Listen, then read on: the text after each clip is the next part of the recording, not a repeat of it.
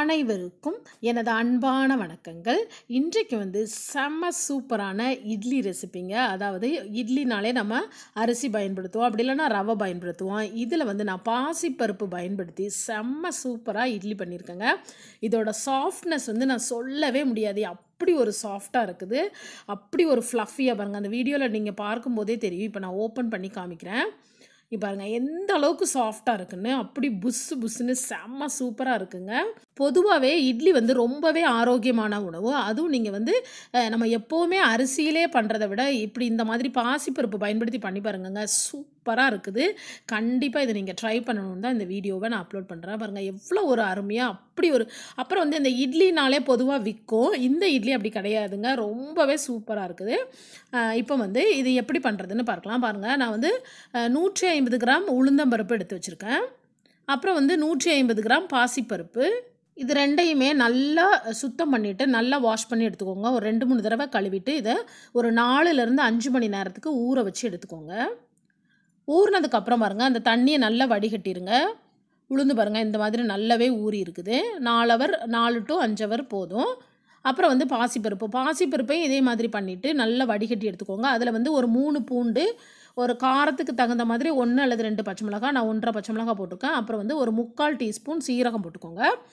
அப்புறம் உளுந்தை பாருங்கள் இந்த மாதிரி நான் மிக்சியில் தான் கிரைண்ட் பண்ணியிருக்கேன். நல்லா பேஸ்ட் பண்ணி நம்ம இட்லிக்கு எப்படி அரைப்போம் அதே மாதிரி தான். அதே மாதிரி பாசிப்பருப்பு நீங்கள் எப்படி அரைக்கணும்னா ரொம்ப பேஸ்ட்டாக அரைக்க வேண்டாம், கொஞ்சம் குறகுறப்பாக அரைச்சி எடுத்துக்கலாம். பாசிப்பருப்பு, அந்த பச்சை மிளகாய், சீரகம், அந்த பூண்டு எல்லாமே. இப்போ ஒரு பாத்திரத்தில் நான் இந்த உளுந்தை அரைச்சி வச்சுருக்கேன்ல, உளுந்த மாவு அதை கொட்டியிருக்கேன். அப்புறம் பாசிப்பருப்பு மாவு. இந்த இட்லி நீங்கள் ட்ரை பண்ணுங்கங்க. ரியலி அப்படி ஒரு டேஸ்ட்டில் இருக்கும். அப்புறம் நல்ல மணமாக இருக்கும். அப்புறம் சாஃப்டாக இருக்கும். சாப்பிட்டுக்கிட்டே இருப்பீங்க. அவ்வளோ ஒரு சூப்பராக இருக்கும். நம்ம நார்மலாக இட்லி எப்போதுமே நம்ம சாப்பிட்ருக்கோம், பட் இந்த மாதிரி இட்லி உடலுக்கு ரொம்பவே ஆரோக்கியமானது. இப்போ உப்பு போட்டுட்டு நல்லா மிக்ஸ் பண்ணி விட்டுருங்க. இது உங்களுக்கு கை வச்சு கலக்கினாலும் கலக்கிக்கிடலாம், பட் ஸ்பூன் வச்சுனாலும் கலக்கிக்கலாம். பட் என்ன ஆனாலும் இது பொங்கி தான் வரும். நல்லா இந்த மாதிரி நல்லா மிக்ஸ் பண்ணி வச்சுட்டு இதை நம்ம மூடி வச்சுட்டு நைட் ஃபுல்லாக வச்சிடலாம். இப்போ நம்ம அடுத்த நாள் பார்க்கலாம். பாருங்கள் எவ்வளோ அருமையாக பொங்கி வந்திருக்குன்னு. ரொம்பவே சூப்பராக இருக்குங்க. அப்புறம் இந்த அரிசி மாவில் கூட கொஞ்சம் இந்த புளிப்புத்தன்மை வரும். இப்போ நம்ம ஃபஸ்ட் நாள் இட்லியை வச்சோன்னா செகண்ட் நாள் இட்லி லைட்டாக புளிக்கும். பட் இந்த மாதிரி நீங்கள் இந்த பாசிப்பருப்பில் ட்ரை பண்ணி பாருங்கள், புளிக்கவே புளிக்காது. இப்போ நல்லா இது பாருங்கள், இந்த மிக்ஸ் பண்ணி எடுத்துக்கோங்க. மிக்ஸ் பண்ணும்போது என்றைக்குமே ஓவராக மிக்ஸ் பண்ணக்கூடாது. பாருங்கள் எவ்வளோ அருமையாக பொங்கி வந்திருக்குன்னு. லைட்டாகவே மிக்ஸ் பண்ணி எடுத்துக்கோங்க. அப்புறம் மறக்காமல் இந்த பாசிப்பருப்பு வாயு, அதனால் கண்டிப்பாக, அதாவது பாசிப்பருப்பு உளுந்துமே வாயு தான்.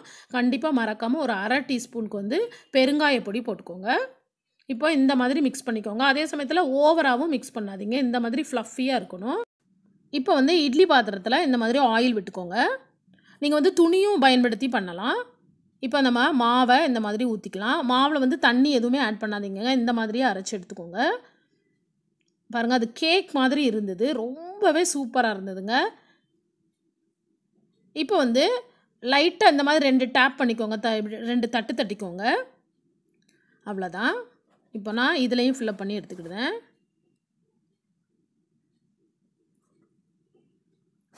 இதில் உங்களுக்கு அந்த பச்சை மிளகாய், சீரகம் அதெல்லாம் வேண்டாம்னு நினச்சிங்கன்னா அதை கூட நீங்கள் அவாய்ட் பண்ணிக்கலாம். வெறும் பாசிப்பருப்பு கூட போட்டுக்கலாம். இப்போ நம்ம சாதாரணமாக எப்படி இட்லி அவிக்கும் அதே மாதிரி நம்ம அவிக்க போகிறோம்.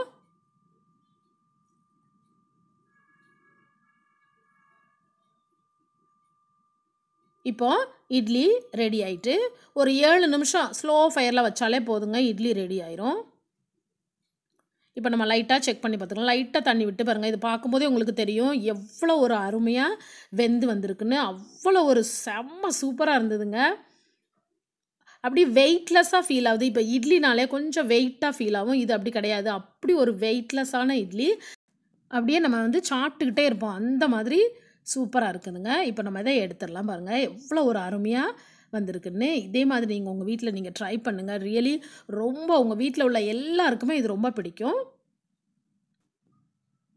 அப்புறம் வந்து பாருங்க, அந்த இட்லி பாருங்க, அப்படியே பந்து மாதிரி ஜம்ப் அடிக்குது. அந்த மாதிரி சூப்பரா இருக்குது. நம்ம சேனல சப்ஸ்கிரைப் பண்ணலனா சப்ஸ்கிரைப் பண்ணிக்கோங்க. அந்த பக்கத்தில உள்ள பெல் பட்டனையும் ஆன் பண்ணி வச்சுக்கோங்க. அப்புறம் வந்து மறக்காம இத நெறைய பேருக்கு ஷேர் பண்ணுங்க. இதுவரைக்கும் பொறுமையா இந்த வீடியோ பார்த்ததுக்கு ரொம்ப ரொம்ப நன்றிங்க. Thank you so much for வாட்சிங்.